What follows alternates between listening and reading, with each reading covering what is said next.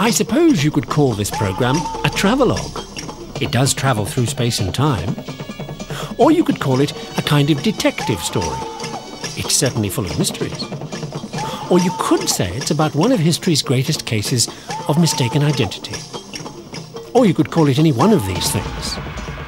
After all, what's in a name?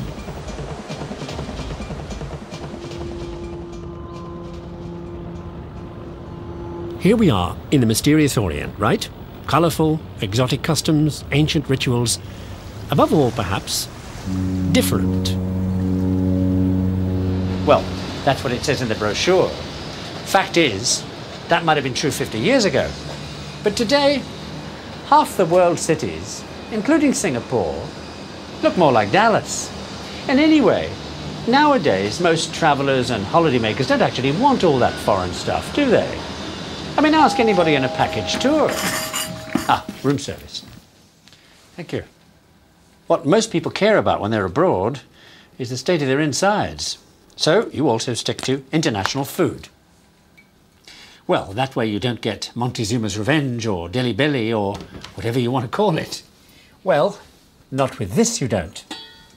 The new global diet for the new global person.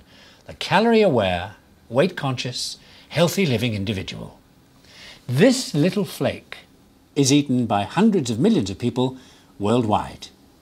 Pretty much anywhere you go, you can get cornflakes.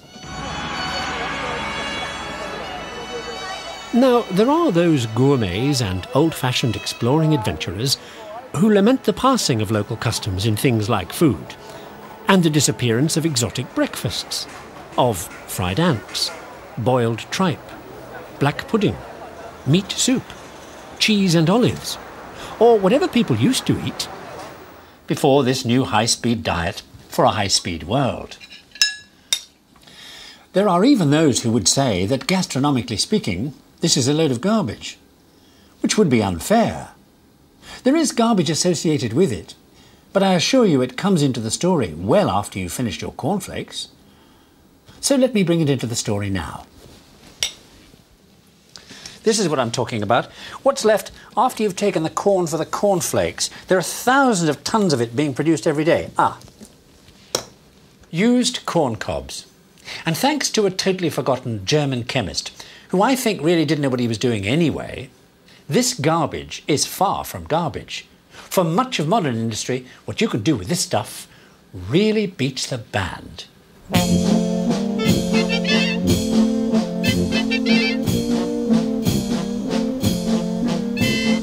This musical interlude is happening in the market square of the small eastern German town where the story starts. It's called Jena, and back in 1810 it's got one of the best universities in the country, and two professors, one of whom becomes world famous, the other one's totally forgotten, until this programme drags him out of obscurity thanks to those corn cobs I mentioned. But let's have a little more oompa first,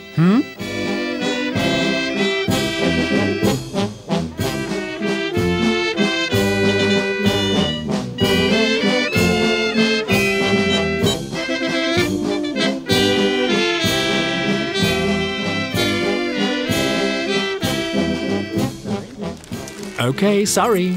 Back to corn cobs again, while I lead you up the garden path in what can only be described as the corniest story I've ever told.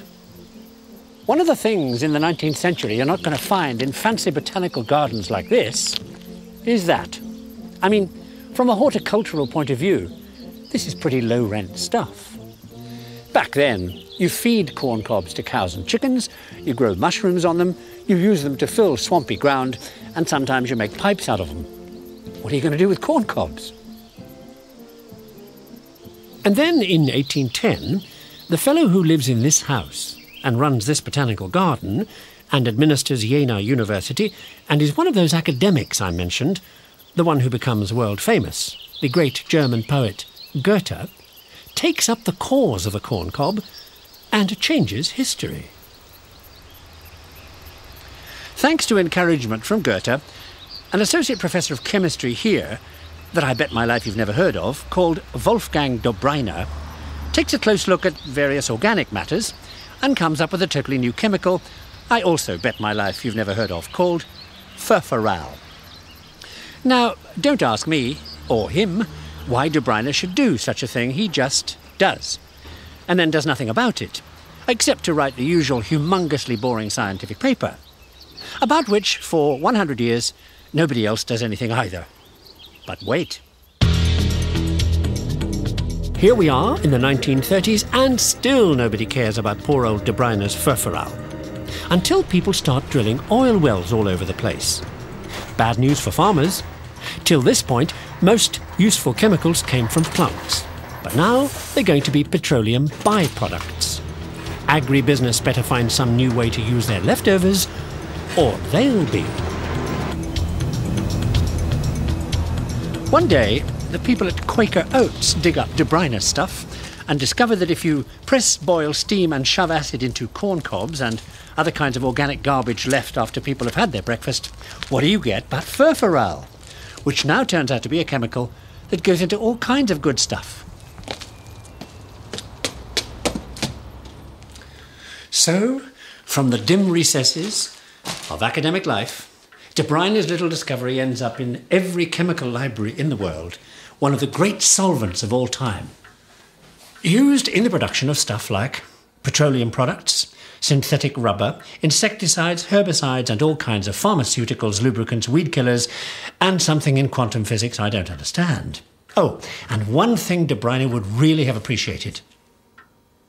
Anti-carbuncle cream, which, fortunately for you, is not the next connection in this programme.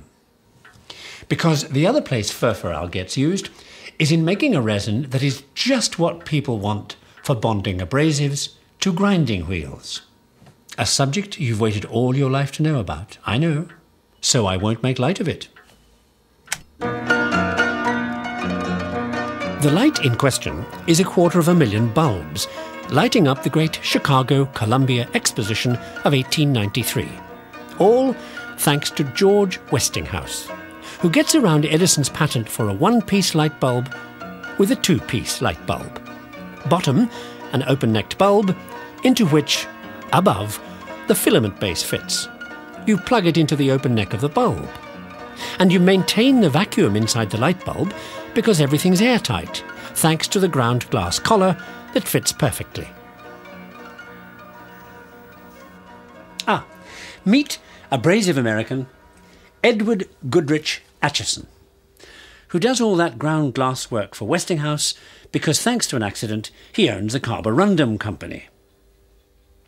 The accident happens earlier, in 1861, when Acheson is bashing a lot of electricity into a mixture of coke and clay. At a humongously high temperature, the whole lot melts. Big deal. And certainly not the abrasives Acheson's trying to make at the time. And then he notices some tiny crystals in the clay. He puts a bit on the end of a pencil lead, and it scratches glass like diamonds. Bingo! Well, where else would he go but here? Now, if there's one industry that needs good abrasives, it's the diamond business, harder and more polished than which there isn't. Back then, Tiffany's is where the bejewelled elite meet to choose their sparklers. So, not surprisingly, it's somebody at Tiffany's who encourages Acheson to do something about his accident, like do it again on purpose, and market the world's hardest material after diamonds, carborundum. Chemical name, silicon carbide. Carborundum is soon being described as an indispensable tool of industry by anybody with anything that needs an edge. Like ploughshares. And speaking of ploughshares, swords. One spectacular modern use of Acheson's silicon carbide happens in 1960s Vietnam with the invention of an outfit called the Air Cavalry, whose choppers are highly maneuverable, well-armed, and everywhere. Now, taking the wounded out, or dropping Green Berets in, delivering supplies, doing reconnaissance, or conducting rocket attacks, chopper people are constantly and acutely aware of one minor problem. One of the reasons choppers are so clever is because they can sit still in mid-air, which kind of makes them a target it is difficult to miss. So it's the chopper people who think up a use for Atchison silicon carbide as a protective lining for their vulnerable machines. Thing being, silicon carbide's a lot tougher than most of the stuff shooting up at them from the jungle below.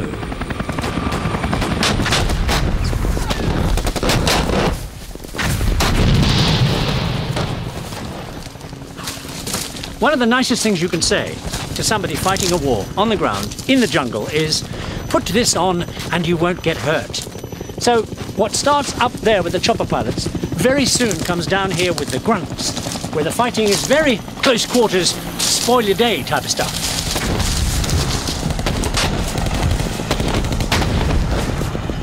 So, in no time at all, what the well-dressed dogface is wearing is some helicopter protection for humans called a flak jacket, which has some very interesting features to it. Like if you're wearing one, you can throw a grenade just a few yards, turn and hunch up, and survive your blast while others do not. And more than half of all wounds that were previously lethal become no longer lethal. You still get a real pain in the chest, maybe, but that's a lot better than getting taken seriously dead by somebody's armour-piercing ordnance. Speaking of which, let me give you some hard facts. It all started with cornflakes, made from corn cobs that De Bruyne turned into furfural to bond silicon carbide abrasives that Westinghouse used to grind light bulbs, and that also ended up as protection for choppers and in flak jackets to protect against armour-piercing ammunition, which originally got developed for use against something that first appeared in World War I.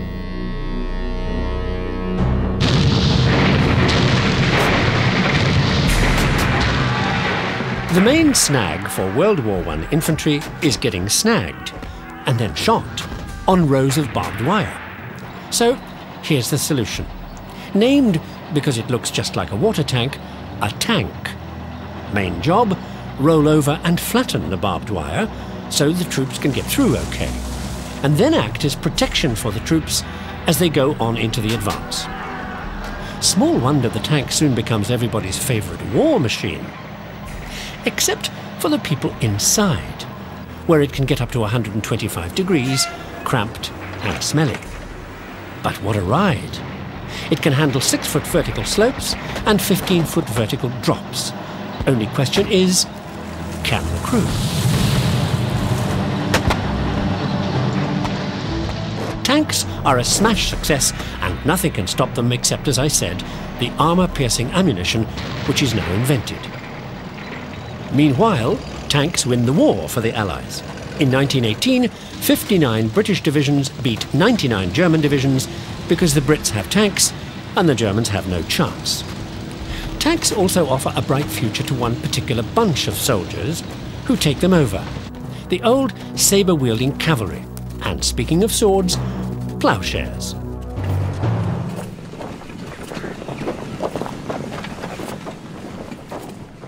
Now, if you take a close look at this picture, you'll see two things that caused the tank to happen in the first place. The soft soil here in the beautiful San Joaquin Valley, California. That, and the fact that all the horses are about to be taken off the farms to be sent to Europe for the war effort.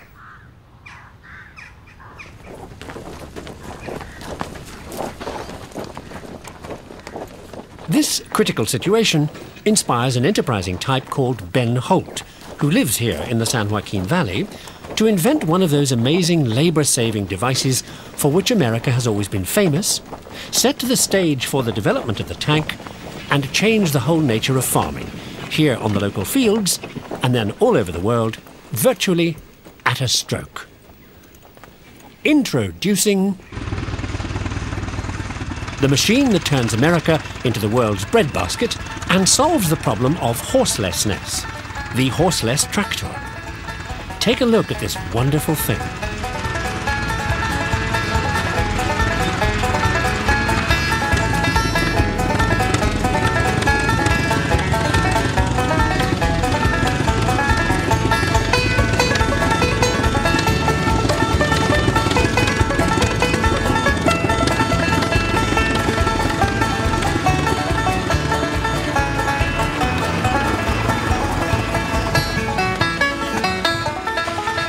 It won't surprise you that one of Holt's pals watching this thing at work says it reminds him of a caterpillar.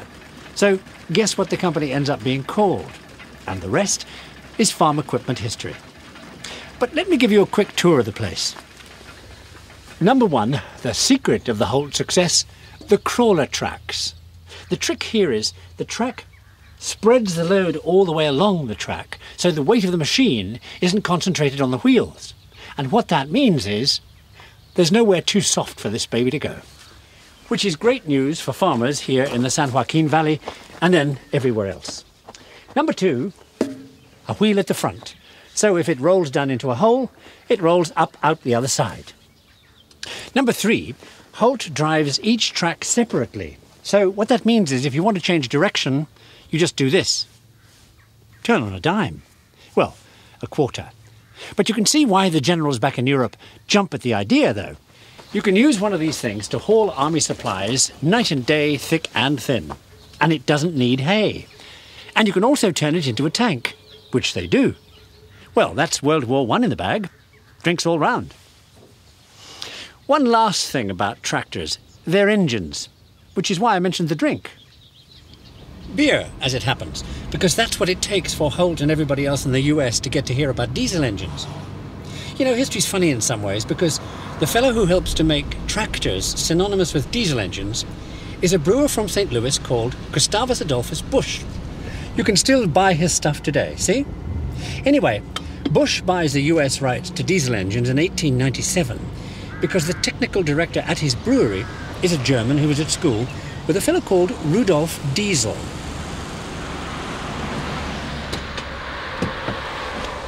And Diesel gets his first job with a fellow who kind of invents refrigeration. And he does that to keep beer cool. Anyway, Diesel.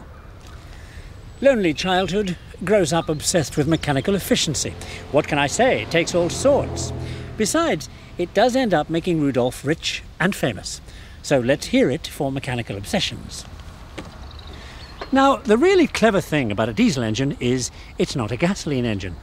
And the reason that's clever can only be described as a lot of hot air.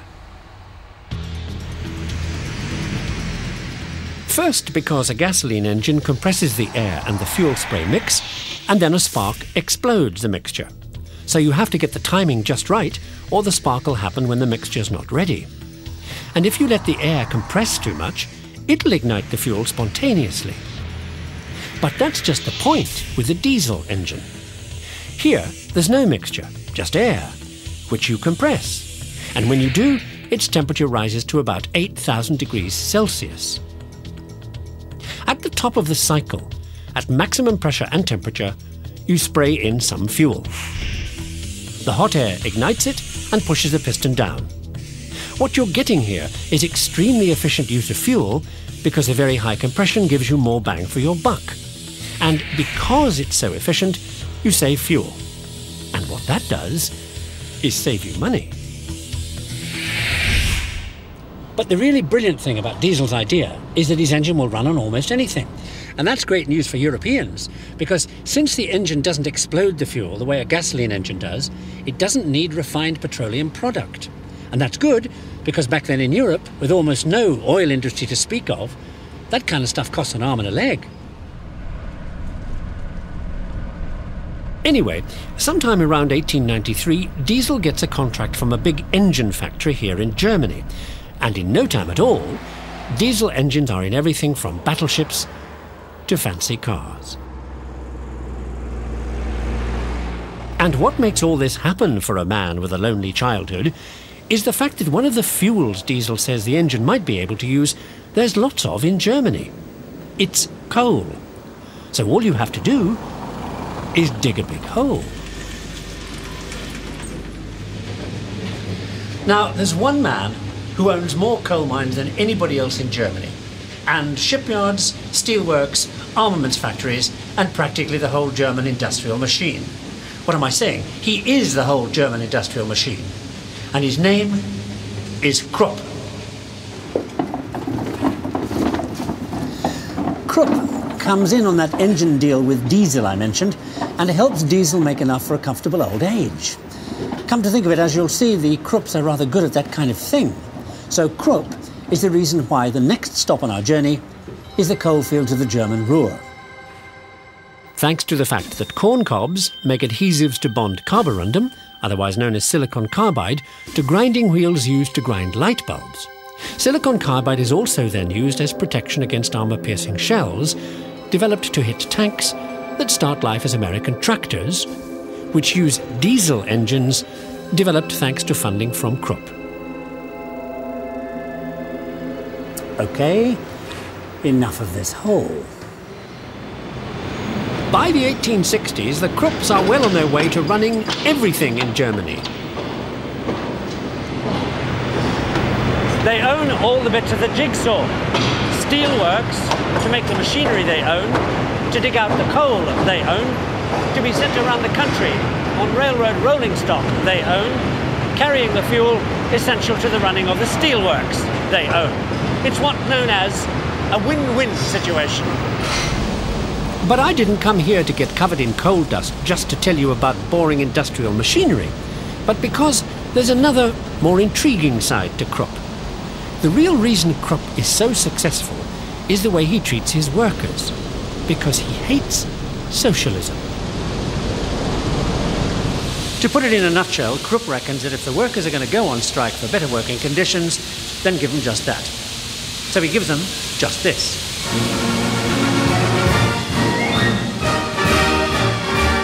Krupp invents company benefits, with showers and changing rooms and work uniforms and everything to make a Krupp worker want to stay a Krupp worker.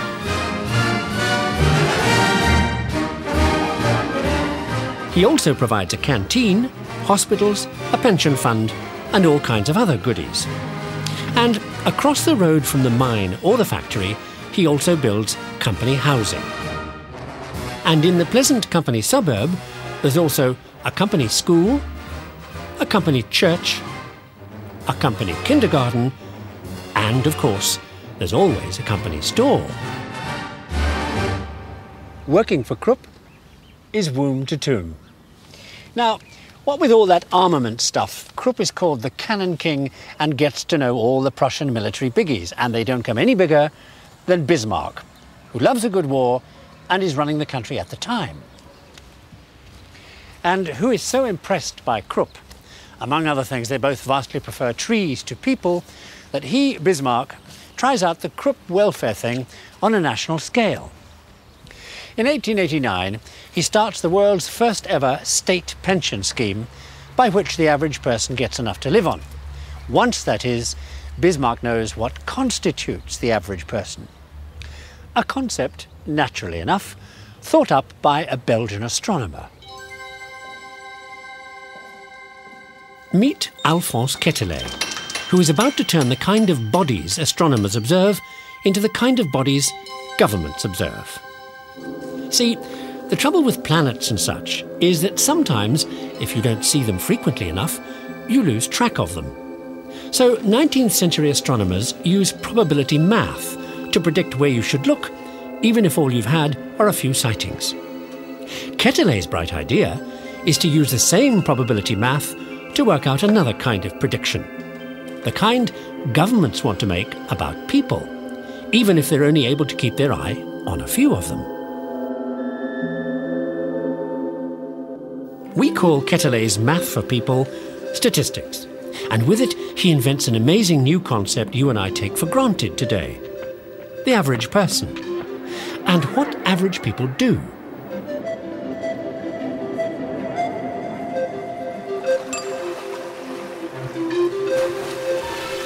No wonder Bismarck jumps at this new way of analysing how people behave, because it lets you predict how they'll react to events, their voting patterns, how effective propaganda might be on them.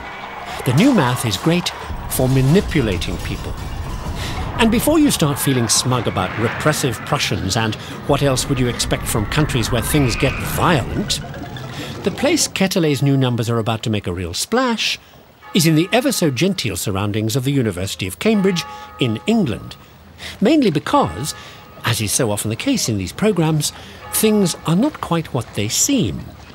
In this case, peaceful. Behind the elegant facade of early 19th century British society, the living and working conditions of the average factory employee are so horrendous as to make the government of the day just a touch perturbed.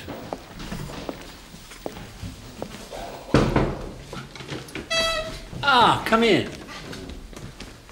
Now, it's in this room in Trinity College. In 1833, while everybody's up here for a science conference in Cambridge, that Quetelet gets together for tea, muffin, with a bunch of academics whom he persuades to set up what eventually becomes known as the Royal Statistical Society. Of course, the real statistical aim of every middle-class Victorian, tea, is to gather data on the population of the growing industrial cities. People living in stinking, overcrowded, diseased squalor, so as to turn them into decent, obedient, hard-working, thrifty, non-revolutionary workers. Milk? Essential statistical facts are then discovered. How many ragged families can sing a jolly song? How many starving mothers can knit? The number of inspiring prints hanging on the walls of their filthy hovels. How often this kind of person gets their hair cut? Speaking of which, one of the guys at this uplifting Cambridge chit-chat gets his life changed by French hairdressers.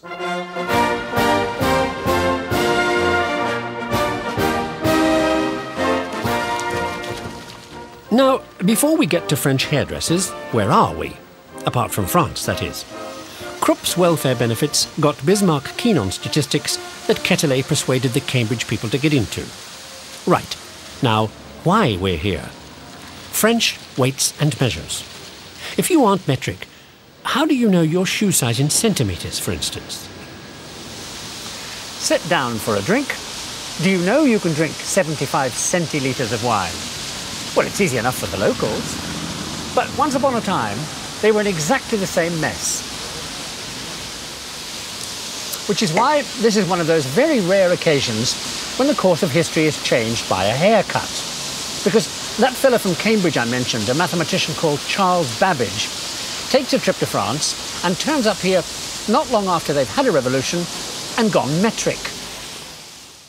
Every single calculation they've previously done in Paris feet or Marseille gallons or whatever now has to be done in centimetres and litres and kilos and so on. Every table of calculation for every shop and factory and profession has to be recalculated. As it happens, at the time, French fashions in hairstyling have gone all revolutionary. And apart from the fact that half the aristocrats in France have lost their heads, so there's not much work around for people like Pierre Gilles here to do anyway, the new revolutionary cut is kind of short back and sides. So most places like this in France have so little work to do, they are, to put it mildly, tearing their hair out. Well, wouldn't you know it, the French solve their metric problem and their out-of-work hairdresser problem with typical panache. They let one problem solve the other. As Babbage discovers when he gets here, they've used 60 unemployed hairdressers sitting there for months, struggling with pencil and paper to work out every single sum needed to turn the country's old-fashioned measurement system on its head. Mind you, the thought of all that amateur arithmetic is enough to make your hair curl. And to make matters worse, on average there's hundreds of mistakes in every table they churn out. Merci. Well, thinks Babbage, there's just got to be an easier way. So he comes up with an absolutely amazing invention that for anybody from then on who wants to do complicated mathematical tables will make all the difference.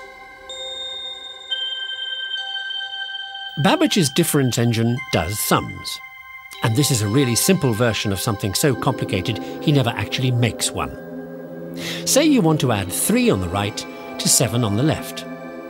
Turn the little cog on the right 3 places, and that does the same to the cog on the left. And when it gets to 10, it moves a lever that moves a cog above with 10s on it to 1. So the sum of 7 and 3 is 10. Then Babbage automates the process with the use of a punch card. Whichever rod gets through whichever hole in the card activates a selected set of levers that moves whichever cog you want to use for the sum. Now, Babbage never builds this thing, but since you know what a punch card is, you know something happened. Well, in 1845, this does. The Britannia Bridge between England and Wales. 2 giant 1,500-foot tubes, each big enough to take a train, and each needing 2 million rivets. All done by a riveting machine controlled, you've guessed it, with punch cards.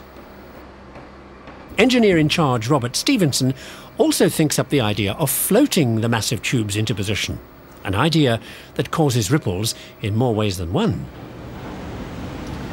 See, one of Stephenson's close pals is the fellow who masterminds the floating delivery of the tube girders for the bridge.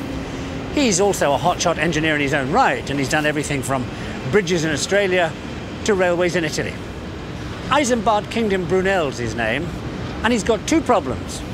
And as it happens, both of them will be solved by the Britannia Bridge. The first problem is rivets, because Brunel is planning to punch in no fewer than 3.5 million of them. The second problem is what he's planning to punch them into. Yet another Victorian mega project. It is Brunel's modest aim to build only the biggest ship ever in the history of the whole world and use it to take thousands of people out to Australia without having to stop off in several places like Singapore on the way to refuel. Which, back then, is the main thing you see on the docksides on the way out from Europe. Coal. Mountains of it. But Brunel's new monster ship is going to be so big, it'll carry all the coal it needs. Well, it never actually happens. But for sheer effort, you've got to take your hat off to Brunel. Here's Brunel wearing his famous hat, and behind him his monster ship, the Great Eastern, built of the same tube girders as the Britannia Bridge and a zillion rivets. And, as I said, the wrong ship in the wrong place at the wrong time. Just too big too soon. Mind you, she does totally change transoceanic communication, but not in any way Brunel could have ever foreseen. See, as I said, life in Victorian times is lived on the grand scale if you're ambitious and you like to think big, and they all did. Well, they don't come much bigger, if you think about it, than the Atlantic. 3 miles deep in some places, and the shortest way across is 2,000 miles of some of the worst weather in the world. Not exactly the kind of place anybody sane would want to do delicate precision engineering. But hey, these are Victorians and they can do the impossible, which is what is now proposed by an American gent called Cyrus Field. He's a millionaire, which helps when you're thinking big. Now, Cyrus has an ocean crossing in mind, but one with a bit of a difference. This is the Atlantic I was talking about, us, America, and in between, a lot of nothing heaving up and down. Cyrus checks the place out with another American, Atlantic weather guru Matthew Morey, who says, go in August and do it like this. From Valencia Island off Ireland to Heart's Content Bay, Newfoundland, because it's flat all the way. The bottom, Morey means, because what we're into here is the first transatlantic submarine telegraph cable. Now, you know there's only one ship in the world capable of carrying what is needed for all this madness, which is 2,000 miles of cable weighing 6,000 tons, 600 tons of equipment, and above all, 11 million tons of coal. Yes, the out of work, and by now up for auction, Great Eastern. In July 1866, they're off, at about 8 miles an hour, paying out the cable from gigantic drums in the hold, with a crafty bit of equipment to control the tension as the cable disappears over the stern, and they go up and down. Somehow, they inch their way painfully across the Atlantic. 13 days later, they're hauling the cable ashore in Newfoundland. So now you can send a cable along the cable. The first day, they transmit $10,000 worth of messages. So, as with so many great acts of technology, at one stroke, the world is changed. Thanks also, above all in this case, to something that changes your stroke. The one thing that allows the transatlantic cable to operate 3 miles down in the incredibly hostile environment of the ocean floor. The stuff wrapped round it. The cable insulation, which turns out also to change this kind of stroke.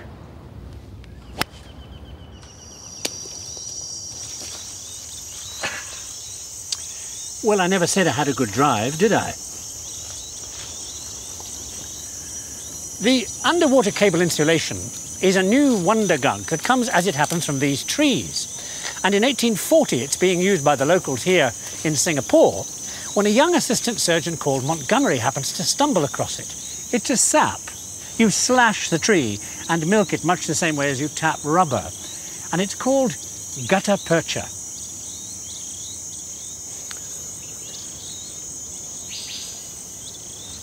Now, you know how useful and everywhere plastic is today? Well, gutta percha is like that for people back in 1840. You dip it in boiling water so it softens and you can shape it, and then it hardens again. So gutta percha turns up just like plastic today as a substitute for wood, leather, cardboard, paper, metal, and in the weirdest places, stethoscopes, false teeth, inkstands, flower vases, and of course, wrapped around Cyrus Field's transatlantic cable. But the real reason for all this palaver with me and the clubs is what gutta percha does to the ancient and exclusive game of golf.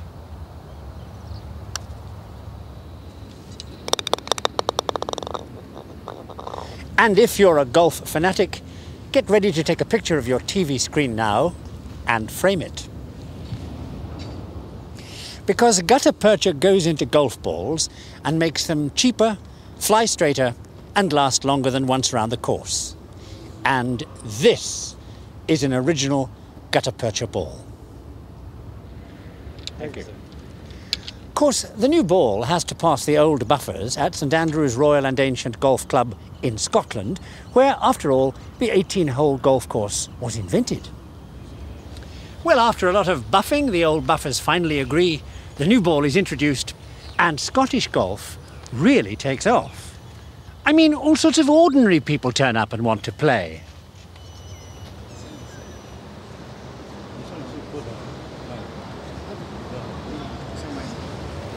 So, a quick catch-up. Krupp Welfare uses statistics calculated by Babbage's engine using punch cards that rivet bridges and the Great Eastern, that lays the cable insulated by gutta percha that gets used to make cheap golf balls, so now ordinary Scotsmen can get to play. Thank you, thank you. And the reason they do that is because there's a wonderful new thing called leisure time. All that trade with America is boosting the Scottish economy, and the powerful and straight-laced Scottish Church would rather the newly affluent workers spent their money on sports and family holidays by the sea, instead of drinking it away in the pub outside the factory. So in pulpits all over Scotland, a lot of hot air is being talked about the evils of industrialisation. Ironic, since hot air is the cause of it. The hot air in question is the business of a guy called Nielsen, the manager of the gasworks in Glasgow, Scotland. In 1832, he thinks up the idea of blasting hot air into iron melting furnaces, making them hot enough to burn even low-grade Scottish coal, thus turning Scotland into an instant industrial country, with factory managers who have enough money and spare time to go off to St Andrews and play golf. And in no time at all, the whole of Scottish manufacturing is really on a roll. And like Rolling Stones, gathering no moss. Well, except for one Scottish businessman who's up here in the wild glens of Scotland, gathering moss. Why moss? Well, there's a lot of it up here. There's not much else. Now, when you're talking about whether a country makes it to industrial status, which Scotland now does, as you saw, thanks to Neilson, having those iron foundries is the litmus test. Which is what Neilson's new partner, Charles Mackintosh, and his father George here have been doing in the Scottish Glens.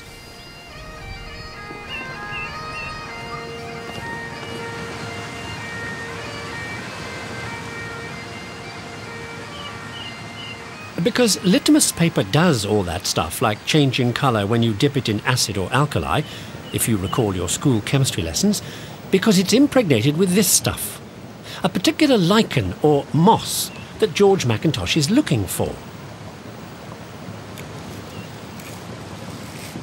The moss is one ingredient of a dye called cudbear, which will colour cloth bright red. So, since back in 1777, George Mackintosh, who dyes cloth, has been spending weeks at a time out on romantic moss-collecting trips among the heather to get his raw material.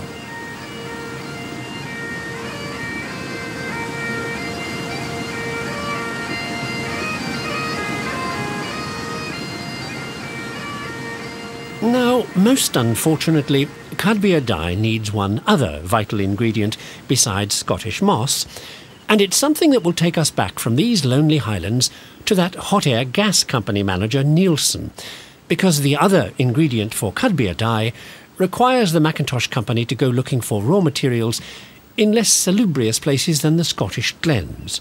It's urine, which contains ammonia, which is why Neilson and the Mackintosh family got together in the first place, since ammonia is a byproduct of what you get when you make coal gas, and you'll recall that's what Neilson made at his gasworks. OK, let's leave George Mackintosh up this mountain while I change the subject, because at this point in the story, the path of history splits into two. The first pathway takes us away from moss collecting to some pretty weird goings-on a good deal farther south, in India, to be exact.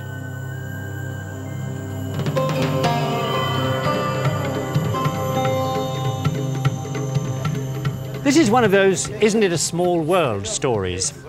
Back in Scotland, Neilson's father has been employed by a fellow called John Roebuck, who owns coal mines, and Roebuck has been taught in Edinburgh by a professor called Joe Black. Roebuck tells Black about the water flooding his mines, and Black tells Roebuck about James Watt of steam engine fame, and together Watt and Roebuck make mind-draining music with Watt's new steam-driven pump.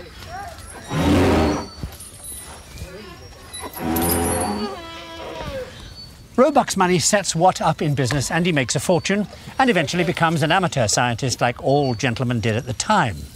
Thank you. Now, one of Watt's experiments causes a bit of a stir in the hallowed halls of the British Royal Society when he crosses swords with an aristocrat called Lord Henry Cavendish. The row is all about which one of them has done some experiment or other to find out what water is. Well, Watt becomes a member of the Royal Society, the two of them meet and become friends, and that's that. However, at the time, Cavendish is also sponsoring to the Society a young man. That's why I'm telling you all this in India, because the young man is a fellow called James Macy, and his main contribution to science is to investigate... Hang on a minute. To investigate a liquid that appears in the joints of bamboo, because in 1791 some of this mystery liquid has been sent back to England from India, and out here it's used as an eye ointment. And well, you never know. So friend Macy takes this medicinal bamboo juice and does everything but drink it. Under differing circumstances it effervesces, turns jelly-like, goes into a glass shape, or becomes a powder. Now, there is no point in asking why anybody would do all that to this. He just does. The upshot is, Macy manages to get the liquid to turn into something resembling a flint pebble. The point, I don't know. And that is Macy's stupefying addition to the sum of human knowledge. Well, not quite. Macy also happens to be the illegitimate son of one of the oldest aristocratic families in England, the Dukes of Northumberland, so the boy's socially well placed, as a result of which he ends up quite rich. And since he never marries, he leaves it to a cousin, unless the cousin dies without children, which he does. In which case, all the money is to go to America. And there, for a moment, we leave James Macy. Now we return to moss-collecting Mackintosh. Remember him? One of his early partners in the cloth-dyeing business, David Dale, builds a textile mill at New Lanark in Scotland, where he philanthropically employs orphan children aged 7 or so to run the machines. Back then, this is reckoned to be do-good stuff, because it saves the kids from starving to death in the streets. Dale even builds them a school, and they get clean clothes once a week. In return for such generosity, the deal with the orphanage is Dale doesn't have to pay any wages to his little employees until they're age 15. What a sweetheart deal. Now, Dale's liberal attitude attracts a young socialist mill manager called Robert Owen, who marries Dale's daughter and takes over the mill. In 1824, he leaves here for America, where he sets up a commune at a place called New Harmony, Indiana. Well, the venture fails, and he comes back here to Britain. But his 4 sons take out American citizenship and stay on in the States, where their story and that of James Macy, the rich bamboo freak, join up. This is where it all comes together, and when things get to hit the fan in a really spectacular manner. See, Owen's eldest son is a fellow called Robert Dale Owen, and in 1842 he gets elected to Congress as an Indiana Democrat. Well, in 1844 he gets mixed up in the affairs of an Englishman called James Macy. Remember him? He's the fellow who did all that weird work on bamboo juice. And you remember he left a fortune of 104,960 of these things, English gold sovereigns, to America? Well, by 1844, they've arrived in the States, been melted down, and turned into US money. And when I tell you how much money, you'll know why I said things are about to hit the fan. 2 billion and change. Suddenly, it's Washington behind closed doors time. Turns out, as soon as the money is available in greenbacks, the Treasury has invested no less than $2 billion worth of it in this interesting outfit, known as the Real Estate Bank of the state of Arkansas. Let me put it this way. There are criminal charges against some of the bank's directors. Somebody involved has been knifed.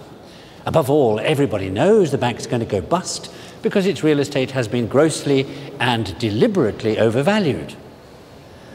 And the US government is in bed with these people?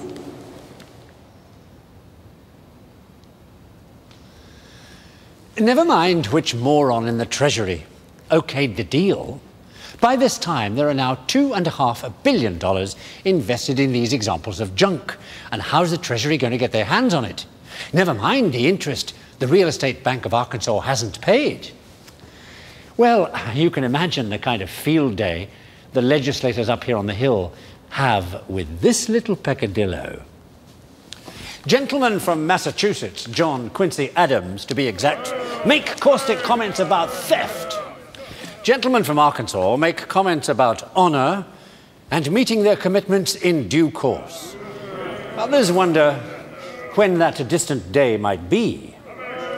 The Arkansas people say, in 20 years, when the bonds mature, Arkansas will repay its debts. Finally, it's agreed the Treasury will guarantee the interest, so the money can do what James Macy wanted it to do. And then there's a real row. Certain members regard the gift as an insult to the American people and say that the United States has humbled and degraded itself by accepting this money from degenerate aristocrats.